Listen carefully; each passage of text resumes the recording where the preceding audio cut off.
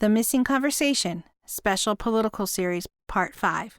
Are you really letting in that democracy is threatened? We need to all find our voice to fight for our kids, our grandkids, our friends' kids, our friends' grandkids, so that they can be in a world where they're not being run by a dictator. On this podcast, we will propose critical new strategies to address world issues including homelessness, immigration, amongst several others, and making a connection to how our individual psychology contributes and can help transform the dangers that we face. We will break from traditional thinking as we look at our challenges from a freer and more independent point of view. Your host, Robert Strock, has had 45 years of experience as a psychotherapist, author, and humanitarian, and has developed a unique approach to communication, contemplation, and inquiry, born from working on his own challenges. A very warm and passionate welcome back to the Missing Conversation. We're going to continue our series about the importance of voting and getting more involved in saving our democracy in the midterm election. That's just a couple weeks away. In the last episode, we explored many things, including poll watchers being threatened, Trump inciting violence in a way that threatens us all physically, emotionally, and our ability to function as a democracy. We're infected as a country. And if we don't attend to that infection, we could very well lose our fundamental way of life. When I say fundamental life, that includes you. That means you are in danger of not having the basic freedoms to live without the threat of military takeover, of economic takeover, of really truly living under a tyrannical government. Now, this isn't new, and we'll be going into this as Rachel Maddow has recently exposed something that I didn't know about that we're going to go into today. And today, we're going to focus mostly on this infection, and more specifically on the deceptions, denial, and angry provocations that threaten our democracy. We're clarifying that these are not just minor defects, but reveal the core intent of the dominant part of the MAGA Republicans and Trump, while separating the broader Republican base, independents, anyone that's even mildly sympathetic, and giving the assumption of goodwill that there's still an openness. That's the main audience that we're trying to talk to and not preach to the choir. Now, in these first 4 episodes, I made it clear that I was allowing a natural passion to rise that could be heard as anger. I want to make it very clear that the whole message of the series is a profound plea to save our democracy, a profound plea for you to get involved, not only in voting, but realizing we're in a new lifestyle. We're in a new century where it's so critical that we all recognize that to be individuals in a free country, we do need to get involved. It's not the time to say, oh my God, it's so overwhelming, I can't do X, Y, and Z. And this means you. This means me. That means all of us. And if you can see the threats that are there, not only for our democracy, but beyond our democracy and the implications to the broader world, it's hard to imagine that you're going to go back to what was normal 20, 30, 40 years ago. So please hear the plea underneath the passion and convert the sincerity of asking you to be involved and for you to face the reality that we're all in. So we're going to return to something we referred to in prior episodes, to Rachel Maddow, reminding us and really more accurately informing us that our country had a significant minority of people in the late 1930s that were pro-Hitler. And this included representatives of Congress. And so it helps break our denial to recognize that not only are we going through it now, but it's been with us for 90 years, if not longer. Hopefully, this will sink in and say, oh my gosh, we are actually dealing with a split country that has a significant minority of it that is pro-white nationalist and pro-Hitler. So before I start going more deeply into this show, I'd like to introduce Dave, my dearest friend for over 50 years, and my partner at the Global Bridge Foundation. Robert, thank you. I can't emphasize enough how important these particular episodes are to our democracy, given that this November, in a very, very short time, we have an election that will impact all of us, seriously impact all of us. Thanks, Dave. The key feature that Dave is mentioning is, yes, we are trying to encourage you to get out and vote no matter what, but it's even deeper than that. We're really saying part of our lifestyle needs to be devoted to fight for our democracy, no matter what position you find you're in life. So it's critical that you join groups, that you volunteer, that you see that we're preparing for the 2024 election, that this is a long-term fight for our lives and our freedom and our ability to lead the rest of the world to have a chance to not be run by an endless series of dictators.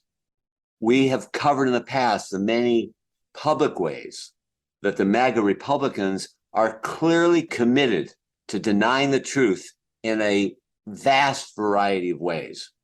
We're also being very careful and precise that this isn't identifying Republicans in general with MAGA Republicans. We're really talking about the Republicans that are responding, creating, and supporting massive lies that are obvious. Their own party has found in court cases time and again. They are lying about the election. They're lying about the Electoral College conspiracy. They're lying about January 6th insurrection. They're lying about so much that is fundamental that we can be blinded and not see that this puts us in the same place as Germany was in, except it's being even more in front of our face.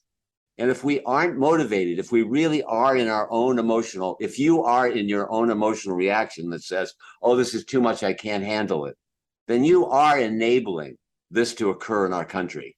So it really goes against my nature to not see almost everything in relative terms. It's actually very painful for me to have to say I am against MAGA Republicans, because I want to be able to say I'm 80% or I'm 90%, I'm mostly against, or there are some good people on both sides, like Trump said in Charlottesville. But I honestly cannot say that anybody that's staying MAGA Republicans at this stage of it being obvious that it's rooted in important lies, not just lies. It's not white lies. It's black lies. It's lies that really are the death of democracy. It's the birth of tyranny. So it's so important that you not just hear these words, but that they impact you, they resonate in you, that you are looking at real news, that you're looking at the real hearings that are going on in our Congress. And if you aren't, that you educate yourself with that. Election fraud and the way the Republican courts have rejected Trump's efforts to be validating the election is just really remarkable. And the ability for MAGA Republicans to still be committed that it's a fraud in spite of their own party validating it again and again, even Barr validating it and really truly having to separate at that point is so staggering.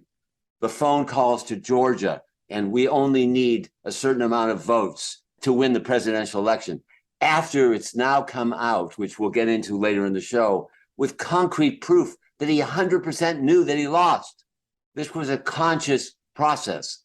How can you or any of the people that you know well, when you talk to them, when you know that it's a conscious lie to claim the election is fraudulent, how can you not fast forward and see the implications for our country? That if this is done by both parties forever, democracy is over for the world. If we are not able to be committed to that kind of fundamental truth to add up the amount of votes in the country. So many court cases that have validated again and again that the elections were fair. It's absolutely staggering. And what we've pointed out is that so many of you, and I even mentioned in the last podcast, even myself, prior to 2016, when the candidates were running, I was rooting for Trump to be somebody different that was going to stir up the whole election process. That's understandable. I can even want to extend to the MAGA Republicans and say, it's understandable why you want to just scramble everything up, start from over, and maybe somebody could be smart enough to make sanity where not only democracy is here, but we're taking care of the poor, the middle class, all of humanity in our country, and that we're not fighting party to party. But he has made it so obvious he's not that person. So if there are any MAGA Republicans that are listening to this, please see that the gut level feeling is not a good source. What's the psychological makeup of most of our gut feelings? To your point, there were about the legal ramifications in elections. In 2020, I think there were some 61 cases brought about the 2020 election. One technical case, which did not switch any votes, was won by somebody bringing a suit that you could call supporting Trump. The rest, 100% lost. What's more or less happening now is individual states are making it harder and harder and harder. People listening to this podcast are maybe aware, maybe unaware of new requirements where they live, some of which of those requirements are being challenged in court, some of which may not be resolved before the election. So everybody has to pay very close attention to what they need to do right now to have their vote counted, while courts are scrambling around with challenges to laws that honestly at this stage are probably too late to change. One of the things that I've repeated, but I can't help myself but repeat it again. I want you to visualize how chummy Trump has been with Putin and what his very obvious role would have been, like it was with the insurrection, of supporting Putin, and where we will be if he becomes president, or in this election, the forerunners that will make it more likely for him to become president, where we will be with countries being able to justify taking over their prior lands that they owned as part of their territory. Now, Dave last time went further with it and talked about, what if Britain regained all of the countries that it did alone, including the United States? You see the insanity if we start to give permission for dictators to go back and reclaim lands. We will be fighting in a nuclear age forever until, in my view, until we die. We're going to be faced with that nuclear threat that we are in Ukraine currently. And it will be the justification of, we've got to be careful not to alienate this dictator, or they might use nuclear weapons. And the more we appease, the more we increase the war, like we did in Nazi Germany. Now, one of the underpinnings of all of this that, again, we've talked about, but I see as the real key to being able to understand psychologically why this is going on, and a direct tie-in to why there's been war throughout the history of mankind.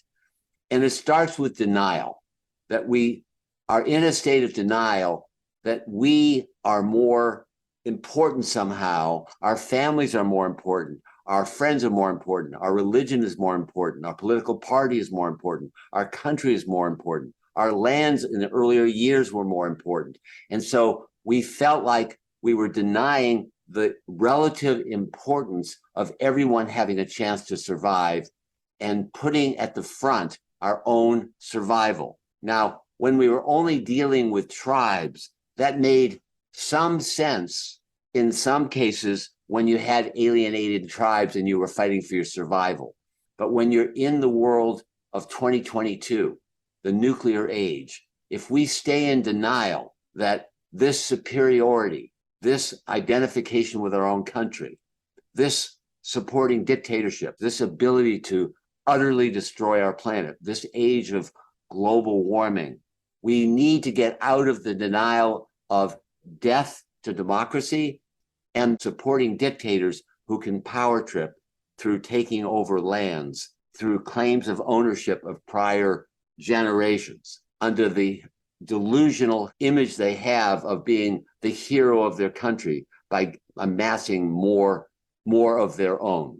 So can you look at how denial functions in your life? And are you really letting in that your life is threatened? Are you really letting in that democracy is threatened? Was January 6th not enough? Was the lying about the election and all the predictable subsequent violence that's going to come from that sooner or later? How Trump and many of the MAGA Republicans have stoked the fire by saying, if he's indicted for the crimes that he's charged with, there's going to be violence in the streets. Are you in denial about that? Are you really letting it in that your neighborhood is very likely in jeopardy? This is a plea to you to please take it personally. Secondly, as another element psychologically besides denial, is how much fear is the great distorter throughout history. How fear of another nation or communism taking over, or fear of another nation being the evil people, and the projection of our anger creating fear that we're in jeopardy justifies us attacking. The same thing that Putin is saying right now, I'm afraid that NATO is going to attack us, and so we have to protect our lands. Can you see how fear leads us on a national, global, and even personal scale to attack our lovers, to attack another country, to lose faith in another country?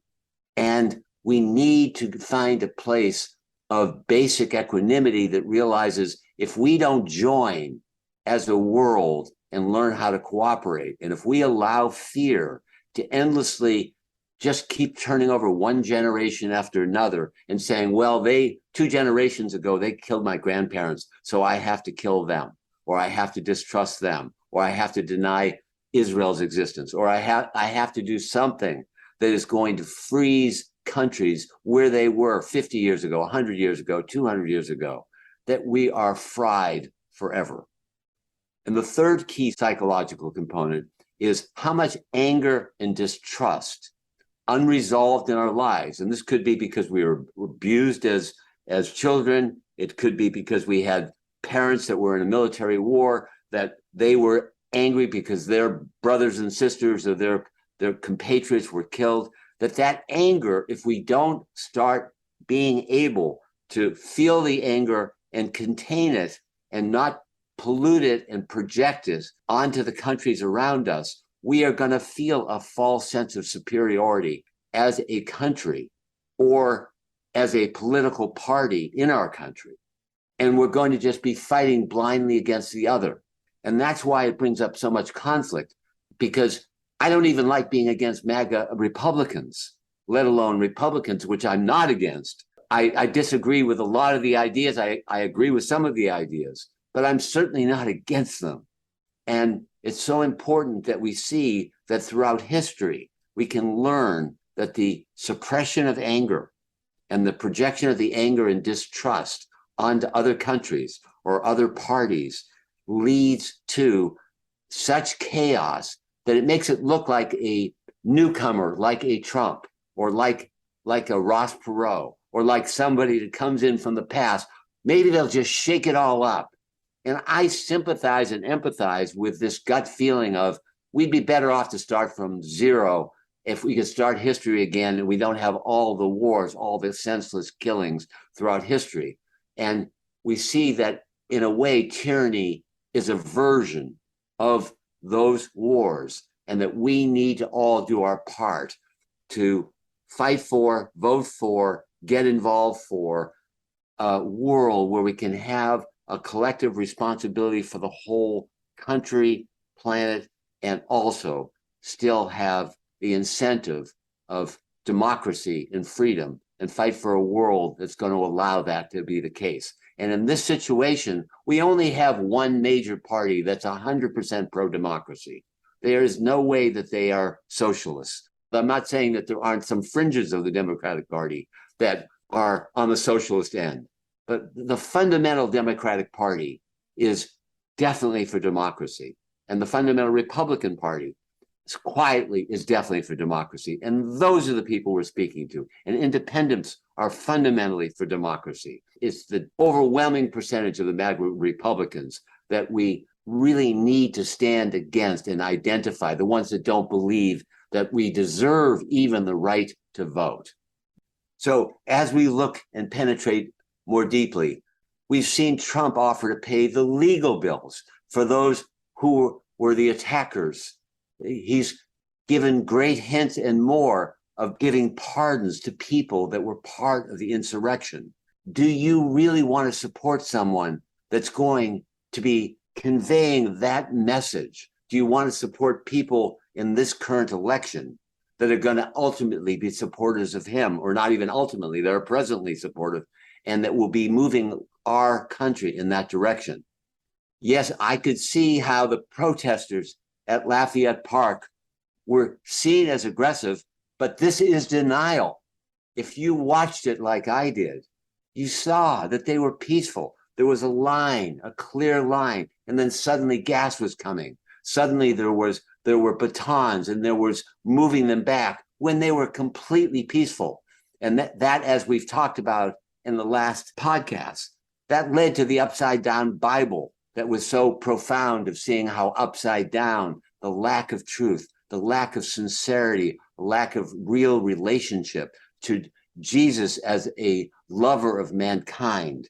It couldn't have been more symbolically accurate. Most recently, in the last month or so, we've seen that the legal problems are mounting for Trump and for his followers. And he's saying, again, to incite violence, if a thing like indictment happens to me or those that are mine, he told conservative radio host Hugh Hewitt, I think if it happened, I think you'd have problems in this country, the likes of which perhaps we've never seen before. I don't think the people of the United States would stand for it. Now, he is using inciting words again, nothing compared, let's say, to a whole lie about the election. But every one of these are inciting violence.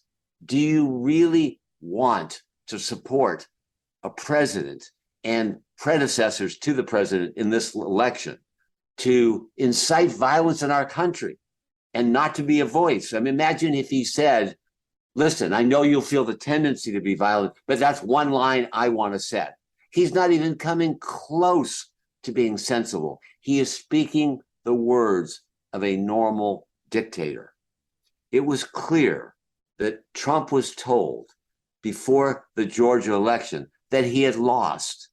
And he was even saying something, I can't believe I lost to this guy.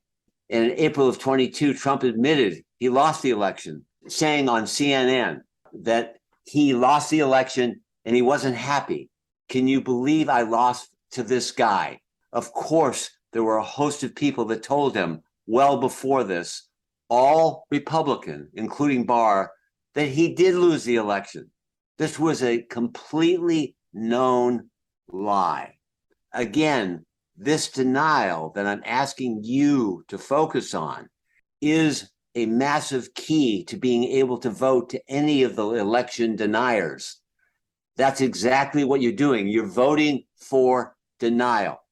You're voting for lies. You're voting for the truth being virtually irrelevant.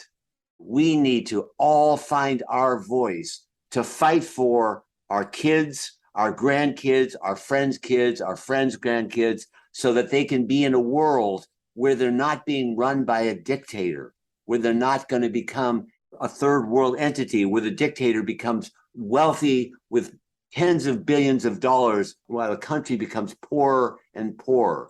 We need to wake up and not be in denial. We need to understand that the anger that is not resolved inside ourselves makes us just want to tear things up and start over again. But it's a dream world. It's like a cartoon where we have a belief that there's somebody that pure. And especially when we see somebody like Trump, who has lied so many times. So don't follow, as we've talked about many times before, don't follow your gut feelings. Look at the truth.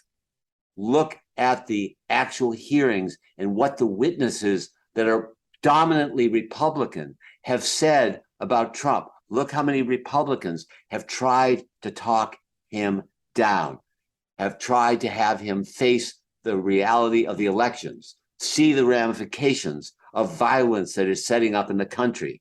If these lies, if this unresolved anger, if this fear that we're living in of a Democratic Party that's been made out to be bloodsuckers of infants and pedophiles and all these lies that have been promoted on conspiracy theories, if we let this be believed, we are basically in sync with the German people with more awareness than they had, and we are aiding and abetting it. We are only going to be proud of our lives if we are as active as we are capable to be. And I hope that you see this as a deep plea to you to look at your conscience. I really want to clarify and distinguish something that's maybe was true at the time of the January 6th event, the insurrection. People pissed off with Trump that he wasn't stopping stuff versus what's happening today, where it's not just MAGA Republicans.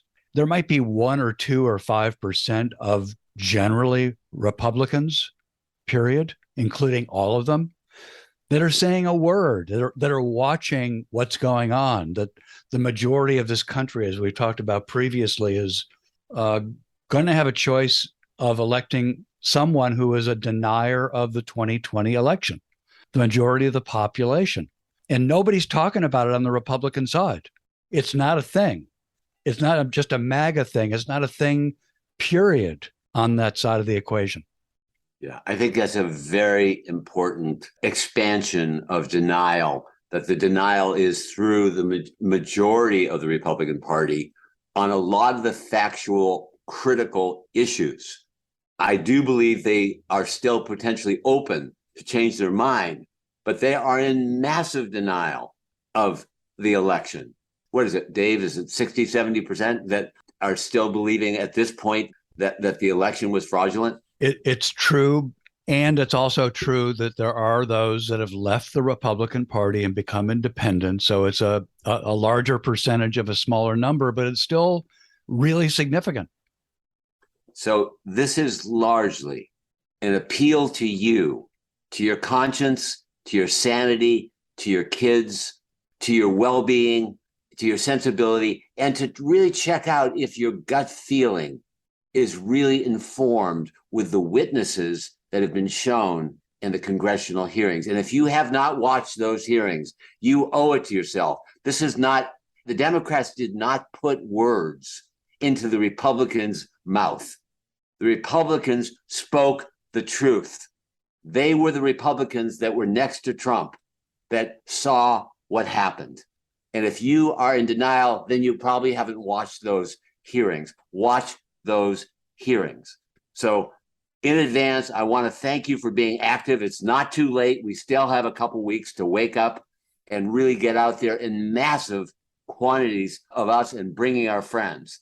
It's a time in history that all of us are responsible for what's happening and doing our part in America, not only for America, but the world is fucked if we don't vote in candidates that are going to believe the people, that are going to allow the people to decide future elections, that are not going to get state representatives that are going to be able to override the people in their various states with electorates, that you see the whole effort to have electorate fraud. And when you see all of these things, I hearken back as a final word that these are not just personality quirks. This is Trump and MAGA Republicans' core psychology. It's their core identity. It's their core being. And if you vote to have these election deniers in, you are voting to lose your quality of life at least. And so I ask you to please get as involved as possible. Similarly, we can't get discouraged. We can't get to the point where we say, you know what, I can't even participate in this. We can't be apathetic. We can't go that route, or by default, those people will be elected. Yeah. And tweaking the words a little bit, it's like we can afford to be discouraged, but we can't let the discouragement or the overwhelm stop us. This is more important from my vantage point than any time in the history, certainly of America. And the only other threatened time that I know of is what Rachel Maddow mentioned, which was in the 1930s. And there wasn't the same amount of people. It seemed that there were somewhere between 500,000 and 1 million people that were really rooting for Hitler. And there were 3 very prominent Americans that were heroes, Charles Lindbergh and a couple of others that were really leading the way. And it was acceptable. It was flat out acceptable. You need to see that is what's happening now. Don't withdraw. Don't condemn yourself. Don't criticize yourself for wherever you've been. Give yourself credit for giving yourself a chance to wake up and look at these hearings. They're the most tangible evidence that you can see from Republicans that were closest to Trump, that can reveal how much he knew, what he was willing to do in exactly the same way as dictators. So this is the end of the plea for this podcast. We're going to have one more. I hope you'll join us in it, and I hope you'll listen to the prior ones before it. Thanks so much for your attention. If The Missing Conversation sounds like a podcast that would be inspiring to you and touches key elements of your heart, please click subscribe and begin listening to our show.